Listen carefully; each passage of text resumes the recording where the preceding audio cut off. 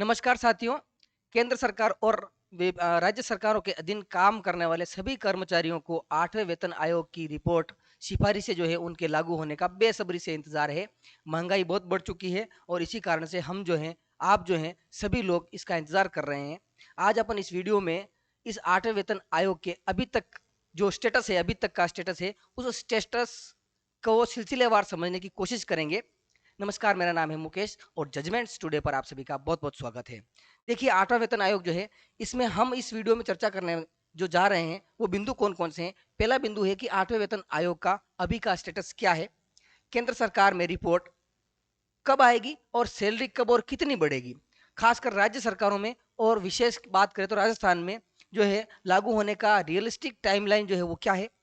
Arrear बकाया जो है, एरियर जो है यानी 26 से लागू होने की संभावना अभी अपन बात करेंगे, वो कितना मिल सकता है, आएगा कि नहीं आएगा, फिटमेंट फैक्टर क्या रहने वाला है और सैलरी बढ़ोतरी का अनुमान क्या है, कितनी सैलरी बढ़ सकती है, कर्मचारियों के लिए अभी क्या करना चाहिए, आदि बिंदु चर्चा के विषय रहेंगे।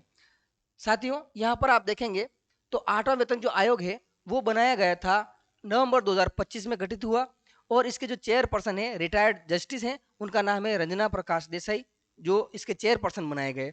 रिपोर्ट सबमिट करने के लिए 18 महीने का समय दिया गया है। 18 महीनों में आयोग को अपनी रिपोर्ट जो है वो देनी है, सबमिट करनी है। यानी रिपोर्ट जो है मई 2027 के आसपास जो है वो आ सकती है। अभी चल रहा है परामर्श चरण, अभी जो है परामर्श चरण चल रहा है।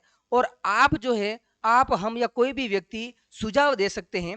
और सुझाव देने के लिए 30 अप्रैल 2026 जो है वो इसकी लास्ट डेट रखी गई है। 30 अप्रैल तक आप अपने सुझाव जो है दे सकते हैं। सुझाव कहाँ देंगे? cpc.gov.in वेबसाइट पर जाकर जो है आप अपने सुझाव सबमिट कर सकते हैं। ये जो है आप देख रहे हैं फोटो, ये रंजना प्रकाश देसाई हैं। आगे देखते हैं, 13 अप्रैल 2026 को कर्मचारी संगठनों यानी एनसीजेसीएम की महत्वपूर्ण बैठक हो रही है, जो कि होने वाली है। आज 12 तारीख हो चुकी है, कल जो है इसकी बैठक होने वाली है। इस बैठक में क्या निर्णय निकल के आते हैं अपन किसी अगले वीडियो में चर्चा करेंगे। केंद्र सरकार में कब लागू हो सकता है, जो 8वां पे कमीशन है केंद्र सरकार में कब लागू हो सकता है। देखिए, 7वें वेतन आयोग का समय 31 दिसंबर 2025 को खत्म हो चुका था केंद्र में। अब कर्मचारियों और संगठनों की मांग है कि वो 1 जनवरी 2026 से इसको लागू करें, चाहे इसकी रिपोर्टें कब भी आए, कभी भी आए, लेकिन मांग ये की जा रही है कि इसको 1 जनवरी 2026 से लागू किया जाए। रिपोर्ट 2027 में आने के बाद कैबिनेट की मंजूरी मिलेगी और मंजूरी मिलने के बाद में असल बढ़ोतरी 2027 के अंत या 2028 की शुरुआत में हो सकती है।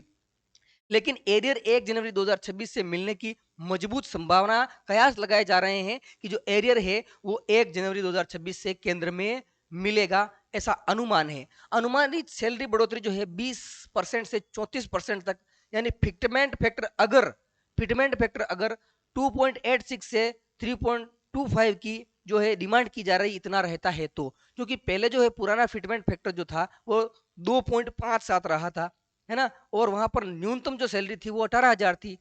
अब जो है फिटमेंट फैक्टर की मांग ये की जा रही है, तो इस हिसाब से 20 से 34% तक की सैलरी में बढ़ोतरी हो सकती है। राज्यों में किस प्रकार से और कब लागू होगा? 8वां वेतन आयोग केवल केंद्र के कर्मचारियों के लिए है। अब राज्य सरकार ने क्या करेगी? राज्य सरकार ने इसे अपनी मर्जी से अपनाती है, अपने हिसाब से, अपने जो कमाई है, अपने पास में जो पूंजी पड़ी है सरकारों के पास में, उस पूंजी के आधार पर और वर्तमान की जो स्थिति है उसको देखकर फिर जो है उसको अपनाती है, लागू करती है। आमतौर पर आमतौर पर राज्य केंद्र की रिपोर्ट आने के 1 से 3 साल के बीच में, केंद्र की रिपोर्ट आने के बाद में, यानी केंद्र में जब ये लागू हो जाएगा तो उससे 1 से 3 साल के बीच में जो है वो राज्य सरकार लागू करती है। राजस्थान की अगर बात की जाए तो राजस्थान में जो है 26-27 बजट में हाई लेवल कमेटी का ऐलान कर दिया गया है उप मुख्यमंत्री दिया कुमारी द्वारा। ठीक है, यह कमेटी केंद्र की सिफारिशों का अध्ययन करेगी और अध्ययन करने के बाद में राज्य के लिए सिफारिशें देगी। और राज्य के लिए जब ये कमेटी सिफारिश देगी उसके बाद में अनुमान है कि केंद्र 2027 में लागू करे तो राजस्थान में जो है 28 या 29 में ये लागू हो सकता है। जो राज्य सरकारें फटाफट लागू करती हैं वो 1 से 2 साल के बीच में लागू करती हैं।